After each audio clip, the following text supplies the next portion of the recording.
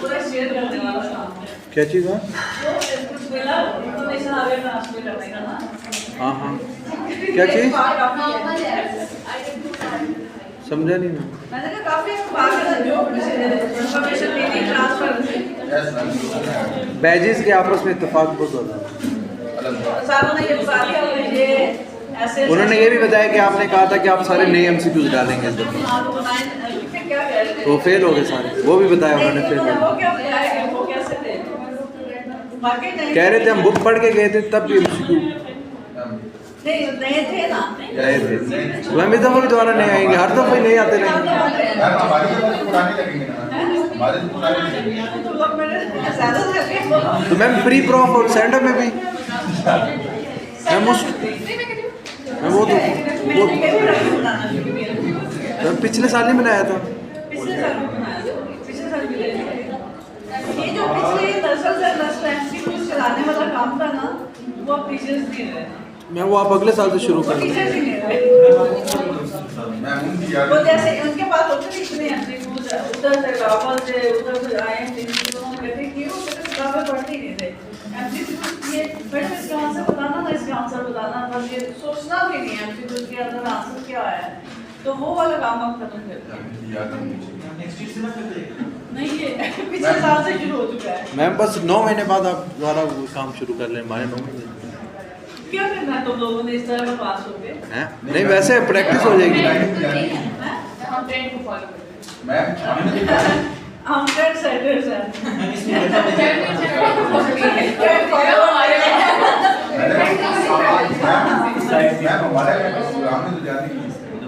नहीं लेकिन मैं चाहती हूँ तुम लोग अच्छा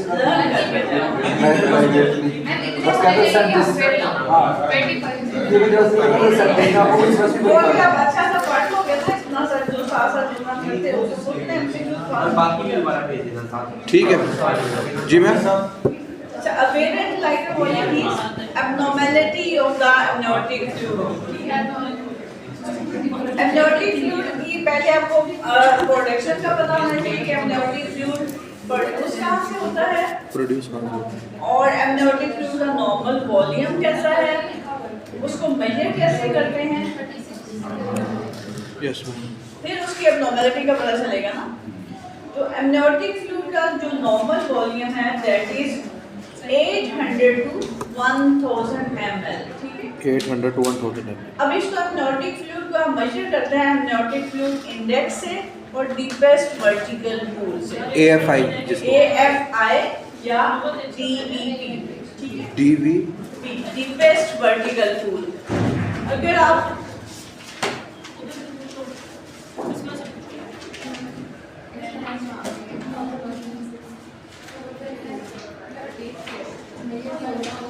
मुझे ये नहीं समझ पता कि आप लोगों को कितनी समझ आती है जब मैं पढ़ाती हूँ लेकिन मैं अपनी लोग इतना कोशिश करती हूँ कि आप लोग मैम सारा नोट कर रहे हैं तो आप लोगों को याद हो जाएगा और अगर याद हो गया तो MCQs याद देना तो प्रॉब्लम वाली बात नहीं है। MCQs आपके वो मेंटल वो होते हैं ना आइडियाज को आपके कॉन्सेप्ट्स क्लियर करने के लिए उसको देखने के लिए MCQs थोड़ा फिर भी याद करने वाली बात होती है MCQs मैम। लेकिन इस साल जो एजेस खत्म हुए हैं ना तो इस साल जो 5 वीक्स का रोटा है MCQs उसी की बेस पे आएंगे ना, मतलब जो 5 वीक्स के रोटा के अंदर टॉपिक्स हैं ऑब्स गायनी के। अच्छा पूरा टॉस है अगर आपको टॉस में भी बिजनेस स्टूडेंट्स ने शेयर किया होगा जी टॉस में नोट इन्होंने सिंगल टॉपिक इस वाले आपके 5 वीक्स के रोस्टर में मिस किया मतलब आपने वही पूरे टॉस को इसी 5 वीक्स के रोस्टर में किया यानी MCQs के जो टॉपिक्स हैं वही समझ लीजिए। अगर ये यूट्रस है ठीक है यहाँ बेबी है तो आपने इसको 4 क्वाड्रेंट्स में एब्डोमेन को डिवाइड कर दें सेंटर में अम्बिलिकस है इधर amniotic fluid को मेजर करें इस तरह से जो भी हाईएस्ट पीक है लेकिन वर्टिकली मेजर करेंगे ठीक है इसी तरह से इधर जितना फ्लूइड है उसको मेजर कर लें इधर जितना फ्लूइड है उसको मेजर कर लें इधर जितना फ्लूइड है आपने बताया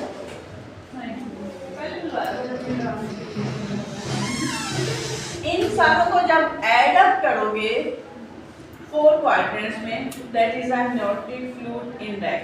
मतलब ये जो इतना इतना आपने मेजर किया उनको ऐड अप इन करेंगे। सारों को 4 क्वाड्रेंट्स में ऐड अप करने के बाद ये सारा जितना आएगा that is amniotic fluid index, ठीक है।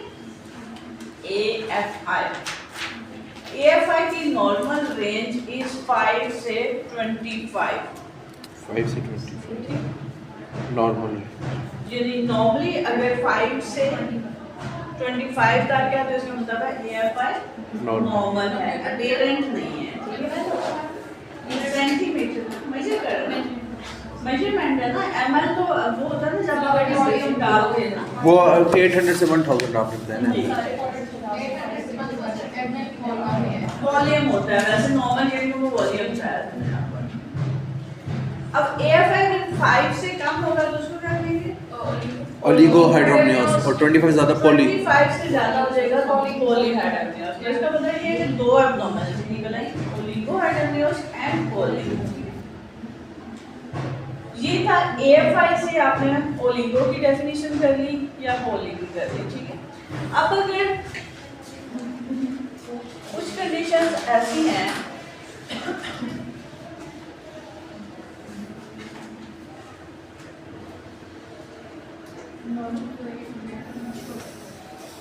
जिसमें आप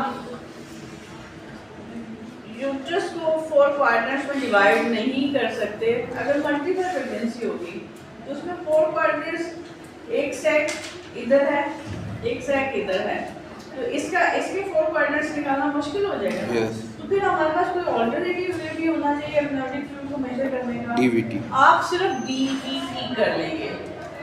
कोई एक सारे क्वाड्रेंट्स में जो मैक्सिमम डेप्थ वाला पूल है उसको मेजर कर लें।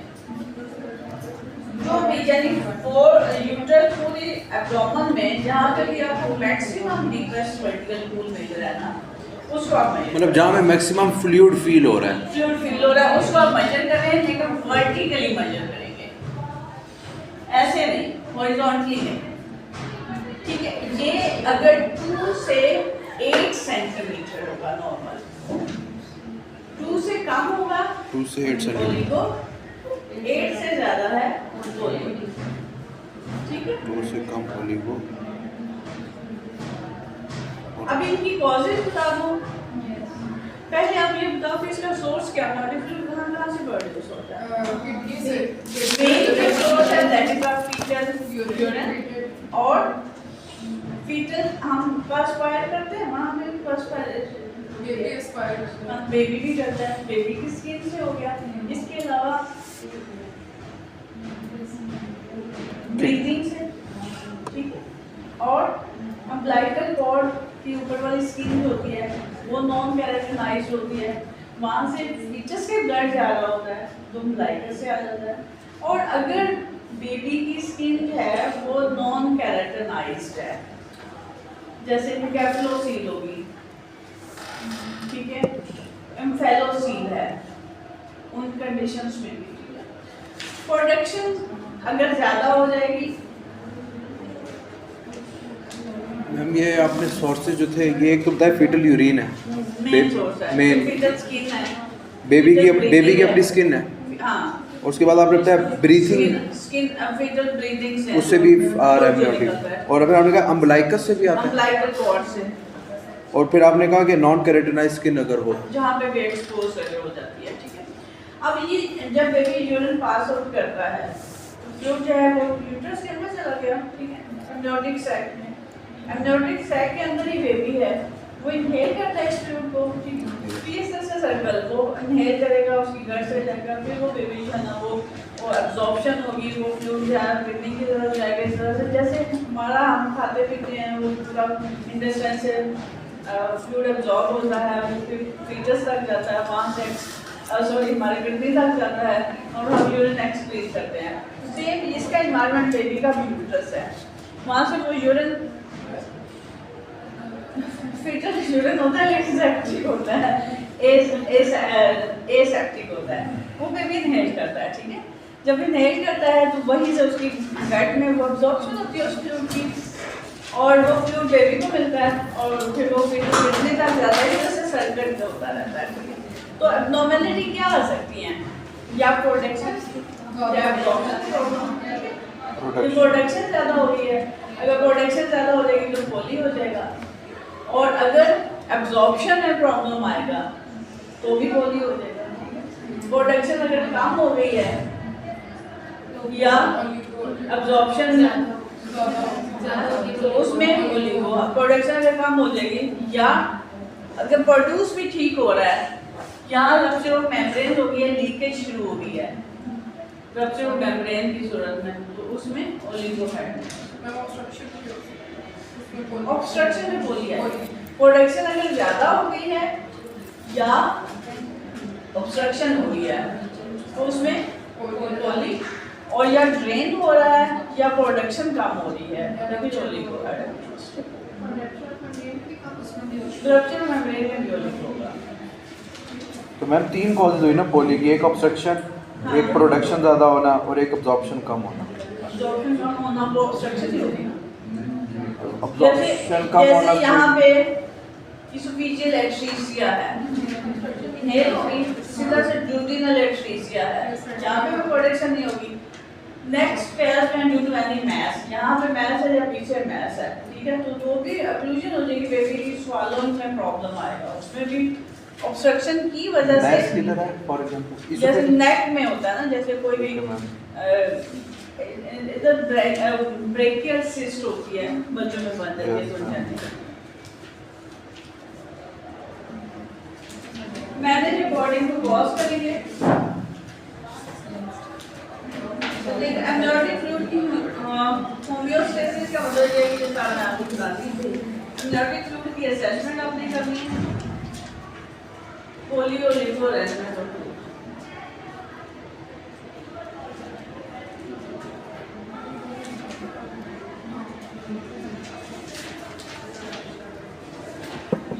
These are the functions of the amniotic fluid.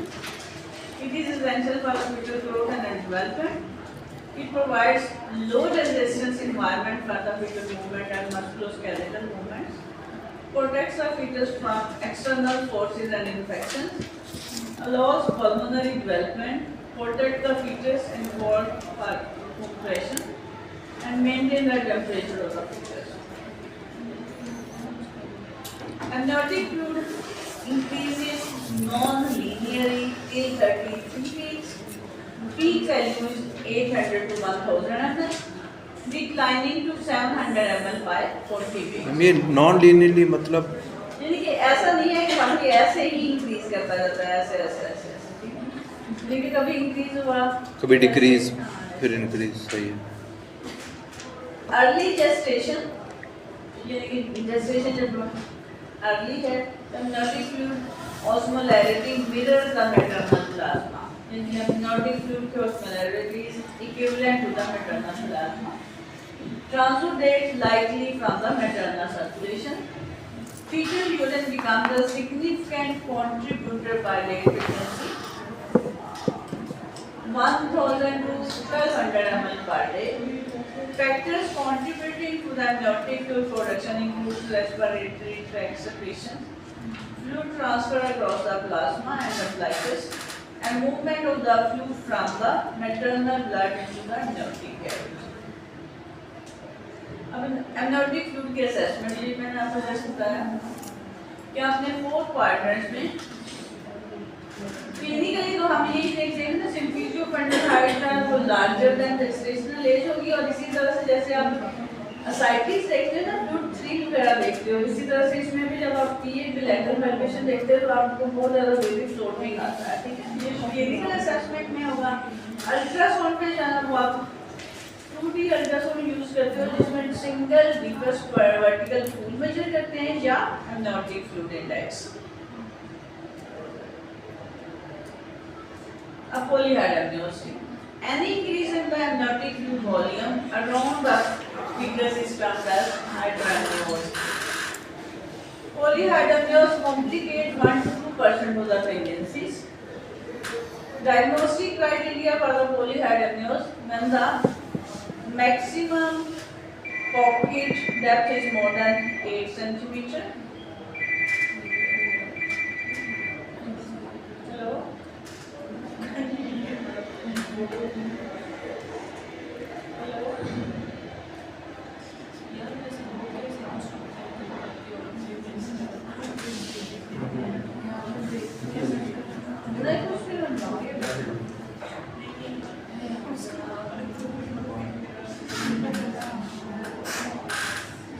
AFI is more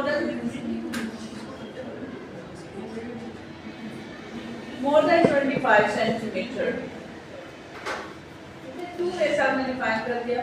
AFI 25 से ज़्यादा है या डीपेस्ट वर्टिकल रूल 8 सेंटीमीटर से ज़्यादा है। अब इससे सिम्टम्स क्या आएंगे? पॉलीहाइड्रोसिस, ये क्या लिख रहा है बच्चा? इसको मैसेज कर दो। मैं मुझे किसको मैसेज कर जी? घर से मैसेज आया था। बेटा थोड़ा सा वेट कर लेना ना, बढ़िया है। आपको पता है शॉर्ट में का ये नुकसान है। अब यहाँ पे क्लास में कुछ नहीं कर सकते, क्लास के दौरान 12GH में कहते थे ना टीचर्स की समझ नहीं आती है। मैं वो पिछला ग्रुप क्या के किया जो पिछले साल निकल गया वही समझ आती है। मारा क्या यहाँ क्लास में पढ़ते हुए नहीं, ये तुम लोगों को फायदा है ना। वैसे मेहनत हमें ज़्यादा करनी पड़ी, लेकिन ये कि तुम लोगों को फायदा है ना, तुम लोग पढ़ो ना। अब ये थोड़ी कि पीछे बैठ के लोग करते हो, फिर प्रॉब्लम फेल हो गया छोटे ग्रुप में पढ़ाने का। ना करो मोबाइल, तो शुरू में मोबाइल में ले लिया करेंगे। पॉलीहाइड्रोसिस क्या होगा? Due to the upward distension, maternal distress, discomfort, difficulty in breathing, difficulty in life. Ma'am Mohammad Zainab Tariq को कल सब क्लास अभी हो रही है, ठीक है। ये मैटरनल डिस्ट्रेस में जाएगा, ठीक है। और ओवर डिस्टेंशन की वजह से अभी हमने कॉन्सिक्वेंसेस क्या पढ़े थे? प्रीटर्म लेबर में भी जा सकता है, ठीक है।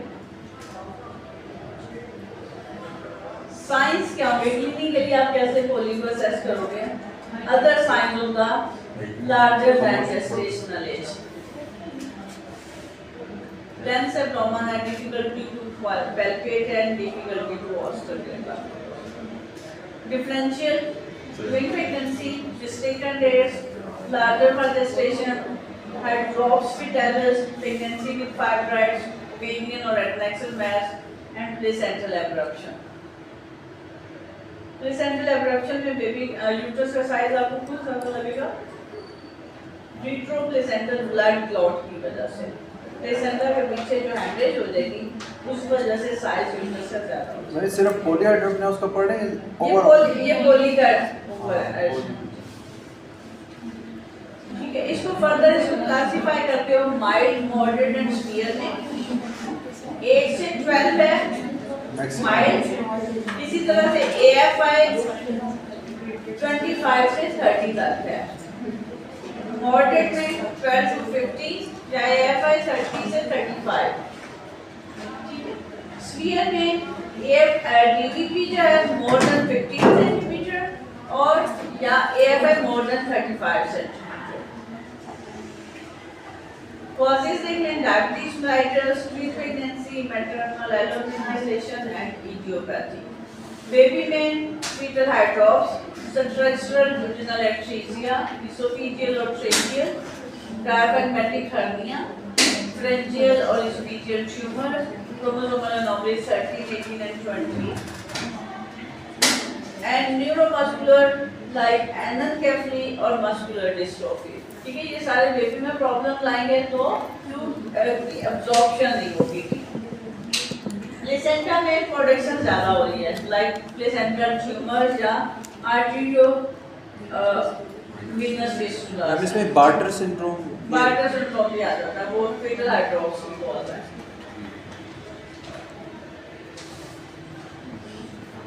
ठीक है,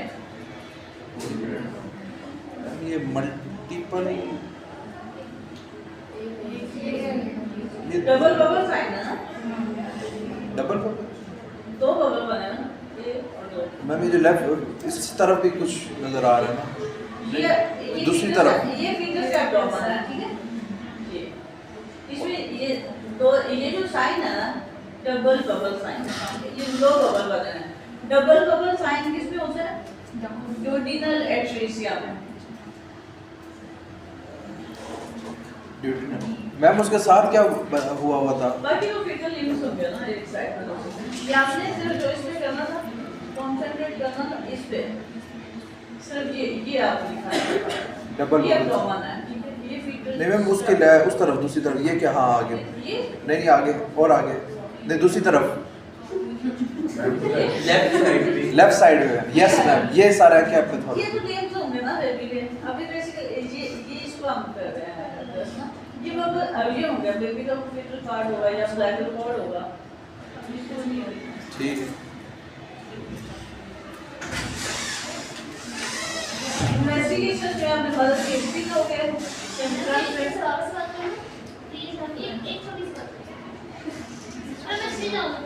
इधर बात में करना ना देखिए।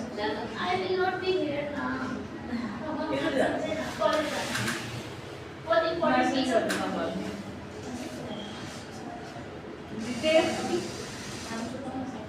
डिटेल में डाल दो हिस्ट्री, मतलब कि लोग सेंट्रल पे और इस फैक्टर्स को वैलिडेट करोगे और टेस्ट आपने रूल आउट करना है, to rule out the diabetes फ्लाइटस और मैटरनल एल्यूमिनाइजेशन। अब उसके बाद आपने अल्ट्रासाउंड में विटल नंबर देखना है, ट्विन है, कोरियोनिसिटी देखनी है और severity of the polyhydramnios as well as the growth. Polyhydramnios diagnosed before 30 weeks should be referred to the fetal medicine unit for the assessment of the structural and procedural anomalies. क्योंकि main cause जो है diabetes एक है और baby की mainly जो है ना कॉज है बेबी में स्ट्रक्चरल एनोमलीज। तो कभी भी अर्ली ऑनसेट अगर पॉलीहाइड्रोनियोस का है फीटल मेडिसिन से रेफर करके डिटेल्ड एनाटॉमिकल सर्वे आपने कराना है। मैम कोरियोनिसिटी क्या होती है? कोरियोनिसिटी क्या होती प्लेसेंटा इसको छोड़ दो अभी, ट्विन प्रेगनेंसी में इसको डिटेल में समझाना है, ठीक है। क्योंकि ये कॉम्प्लिकेशन भी हमने पढ़ ली थी कि मदर को डिस्कम्फर्ट है, ब्रीदिंग डिफिकल्टी है, प्रेशर सिम्पटम्स होंगे, अब्रप्शन होगी, प्रीटर्म लेबर या premature rupture of membrane है, labour dystocia, operative delivery and postpartum haemorrhage. और फीचर्स में मेल प्रेजेंटेशन, अनस्टेबल आई पोर्ट और लेस अनस्टेबल। मैम ये लेबर डिस्ट्रोशिया में क्या मतलब? ये डिसफंक्शनल लेबर जो है प्रोलॉन्ग होगा, इसका over distension of the uterus की वजह से। ट्रीटमेंट अब हमने कैसे करनी है पेशेंट को अकॉर्डिंग टू द कॉज। अगर स्ट्रक्चरल एनोमली है बेबी में तो उसको हम करेक्ट कर सकते हैं, नहीं करेक्ट किसको कर सकते हैं? डायबिटीज मेलाइटिस है उसको, ठीक है। और पॉलीहाइड्रोनियोस की जिनकी यूरिन की प्रोटेक्शन कम कर सकते हैं। वो कौन सी ड्रग देंगे? पॉलीहाइड्रोनियोस के फ्लू को कम करने की इंडोमेथासिन देंगे, ठीक है। और जब बहुत ज़्यादा फ्लूइड है तो फिर एमनियो रिडक्शन करेंगे, यानी कि सीरियल एमनियो रिडक्शन करेंगे सिम्प्टोमेटिक मदर में विद सीवियर पॉलीहाइड्रोनियोस। दो ड्रग्स हैं, ग्लाइसेमिक कंट्रोल करना है, स्टीरॉइड्स देना है, मॉडरेट में जस्ट एक्सपेक्टेंट करनी है, सीवियर में एमनियो रिडक्शन और इंडोमेथासिन, ठीक है। और डिलीवरी आपने कर देनी है 37-38 वीक्स पे। ये वही चीज है जो हमने सारी पढ़ी। ओलिगो की definition DVT less than centimetre, AFI less than 5 centimetre. Symptoms क्या कहेंगे? मदर जो है प्रेजेंट करेगी आपको पास की आपको डिक्रीज इंटर मूवमेंट के साथ या फेलियर टू राइज होता बंडल हाइट। साइंस में आपको fundal height smaller than gestational age मिलेगी। अपेरेंटली जब आप चेक करोगे तो लाइट रिड्यूस होगा, prominent fetal parts will be present and fetal malpresentation usually. Causes of the oligo uteroplacental insufficiency जैसे कि डायबिटीज, हाइपरटेंशन में, मदर क्रोनिक किडनी डिजीज में, कल पढ़ा था ना ओलिगो और आईयूजीआर सीकेडी में। हाइड्रोजेनिकली अगर हम पेशेंट्स को हाइपरटेंशन है और एसिड ड्रग्स दे रहे हैं जो कि उसका फ्लूइड की प्रोडक्शन में इम्पेयरमेंट कर दिया है, लाइक एनजेड्स अगर आप देते हो, इसी तरह से angiotensin converting inhibitors अगर आप देखें ACE inhibitors और मदर डिहाइड्रेटेड रहती है। बेबी में प्रॉब्लम्स आएंगे IUGR के twin to twin transfusion syndrome है, ओलिगोएडेनियोस होगा और प्रेगनेंसी की कॉम्प्लिकेशन जैसे रप्चर ऑफ मेम्ब्रेन्स है, यानी कि फ्लूइड प्रोड्यूस ठीक हो रहा है लेकिन ड्रेनेज हो जा रही है। स्ट्रक्चरल प्रॉब्लम्स बेबी में जो आने हैं बायलैटरल रीनल एजेनेसिस, प्रोडक्शन ही नहीं हो रही या यूरिथ्रल ऑब्स्ट्रक्शन की वजह से यूरिन प्रोड्यूस ठीक हो रहा है लेकिन पार्शियल उसका जो है पास आउट होता है। सिस्टिक डिस्प्लेसिया और पैक्टल क्लूपर सिंड्रोम और वेक्टर किस किस को रिप्रेजेंट करता है? वेक्टर मतलब ना वेक्टर एक सिंड्रोम है ना। एक मिनट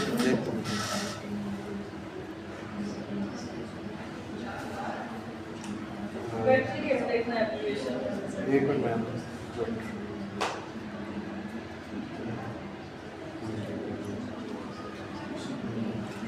इसमें लिखा है vertebral anomalies and aneurysmia, cardiac defects, tracheoesophageal fistula, esophageal atresia, renal anomalies and lip defects. ये सारे जब एनोमलीज आती है ना बेबी में वो Yes. वेक्टर डिजीज है। अब इन्वेस्ट कैसे ट्रीट करना है आपने मदर को? ओलिगोएडेनियोस के साथ पहले कॉज एवेलुएट करोगे। अगर रप्चर ऑफ मेम्ब्रेन्स है, ड्रेनेज हो जा रही है, फिर आप क्या करेंगे? एंटीबायोटिक्स देंगे, स्टेरॉइड्स देंगे और एक्सपेक्टेंट मैनेजमेंट करेंगे, ठीक है। और अगर जो है वो फ्लूइड की प्रोडक्शन में प्रॉब्लम है और बेबी में कोई एब्नॉर्मैलिटी है जैसे किडनी प्रोड्यूस ही नहीं कर रहा या ऑब्स्ट्रक्शन प्रॉब्लम है तो बेबी को रेफर करने के लिए मेडिसिन की तरफ। और अगर अनएक्सप्लेन्ड है तो ये सिर्फ गायनेकोलॉजिस्ट के पास ट्रीटमेंट दे रहेगा, ठीक है। उसमें हमने ड्रग्स कौन सी देंगे? जैसे एस्प्रिन है तो यूट्रोप्लेसेंटल इंसफिशिएंसी को कम करेगी। इसी तरह से ग्लैक्सिन जो ड्रग है वो यूट्रोप्लेसेंटल इंसफिशिएंसी को कम करके जो उसका एंटीकोएगुलेशन बेबी की ब्लड सप्लाई ज़्यादा होगी, फ्लूइड प्रोडक्शन ज़्यादा होना चाहिए। सिमिलरली आप ऐसी ड्रग्स जो कि रिच इन अमाइनो एसिड्स हैं वो ड्रग्स देंगे जिससे यूट्रोप्लेसेंटल इंसफिशिएंसी करेक्ट हो जाएगी। इसी तरह से आईवी हाइड्रेशन करेंगे, ठीक है। और पेशेंट को with continuous monitoring till 37 weeks तक प्रोलॉन्ग करेंगे।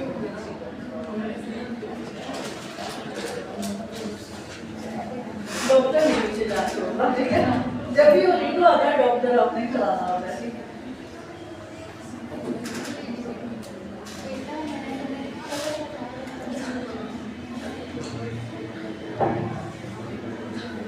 ट्रीटमेंट में देखिए ट्रांस प्रेगनेंसी के अगर ओलिगो आपने डायग्नोज किया लेबर करते पोस्ट डेट है तो उसमें आप कंसर्न्स को डिस्कस करें, पेरिनेटल आउटकम को डिलीवर करें। प्री टर्म में बेसिकली मैनेजमेंट करनी है आपने अंडरलाइंग कॉज को, जेस्टेशनल एज को, सुवेलिटी ऑफ द पोलियाडाइसिस को, इसको आपने ट्रीट करना maternal hydration and different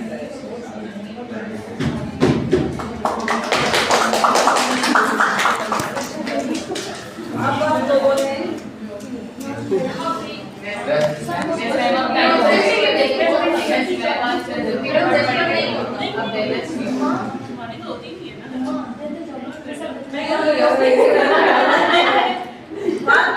board में आ जाना है और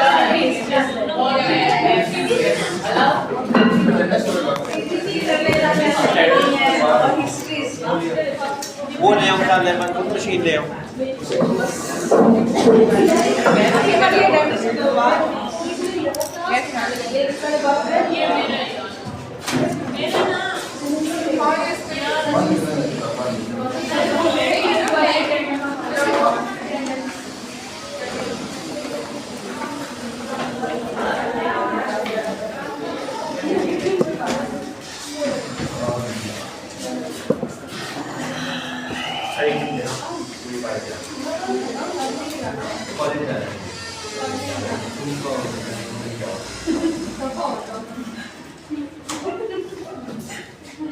बनाती मैं तुम्हें क्या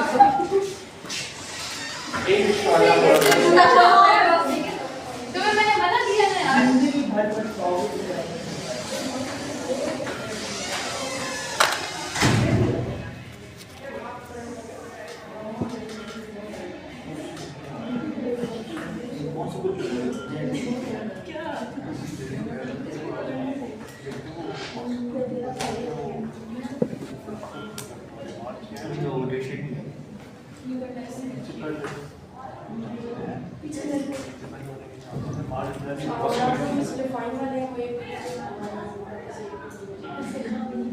क्या